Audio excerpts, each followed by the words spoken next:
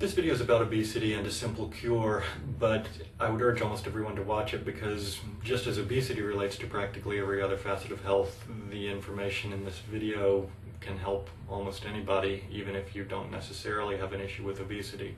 There's an incredible amount of misinformation out there about obesity. You constantly hear in the media that obesity is related to genetics. Of course, anything is related to genetics, but you can travel around the world and see people with the same genetics as Americans, and they're not obese the way we are. You also hear that people just need to exercise more, that's the issue. And again, in other countries around the world, not necessarily everyone is exercising or getting hardly any exercise at all in some cases, but again, they're rarely obese. In fact, you can see thousands of people living in other countries with all sorts of genetics and all sorts of different exercise regimes, and you will never see anyone morbidly obese as long as they're eating a natural diet. That's the problem with obesity in America, and it's easy to cure. Unfortunately, almost no one does it because our diet in America is so incredibly unnatural that almost no one returns to a real natural diet. So first, let me go over some of the potential causes of this epidemic of obesity that we have. And these are things that almost no one escapes because they're so ubiquitous in our diet. The first is unnatural fats. No one around the world and no one in history ate the types of fat that we eat. We eat a lot of liquid fat and types of liquid fat that were unknown in most cases even 100 years ago. Canola oil was unknown practically before World War II.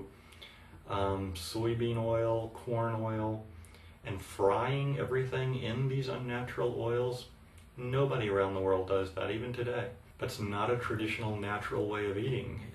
When you fry in oil, you oxidize the oil and it's extremely unhealthy. And there's also no way of knowing whether these different types of oil that humans have never really eaten in any quantities, what the effects of those are going to be on the body, and nobody's ever done any long-term studies on that, and probably no one ever will. Worst of all is hydrogenated oil, which is in practically any processed food. Causes a lot of oxidative stress to the body, and it's also a totally unnatural type of molecule that we never evolved to process.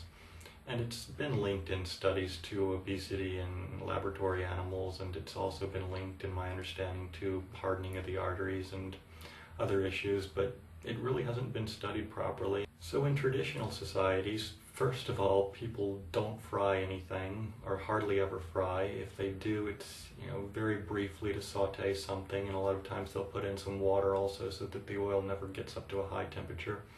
And the only two traditional oils that I know of that are used to any extent are tropical oils like palm oil or coconut oil, which are cold pressed, not heated during the extraction process. And then there's extra virgin olive oil. There are plenty of native societies that eat a lot of fat without becoming overweight, but they're eating totally different types of fat. Things like fresh nuts, which are lightly roasted or raw. Things like dairy, which haven't been homogenized, haven't been pasteurized, and are organic, not conventional dairy products, or organic meats. So the fats we eat in almost all cases are completely unnatural types, prepared in completely unnatural ways. Next is the carbohydrates, and again, completely unnatural.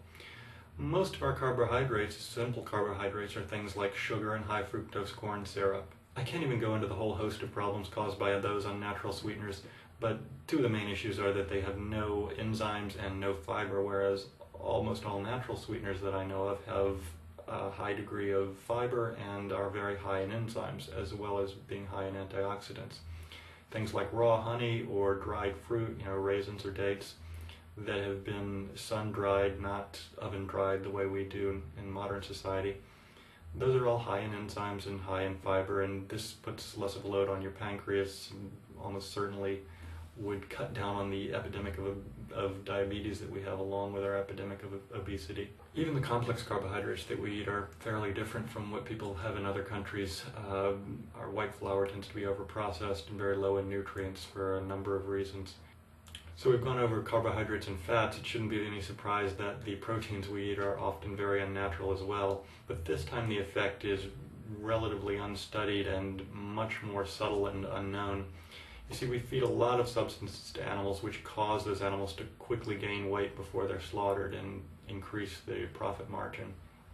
Things like urea, which is a toxin and causes the animal to bloat up quickly, or hormones or antibiotics, which have an unknown linkage, but they're proven to cause the animal to gain a lot of weight.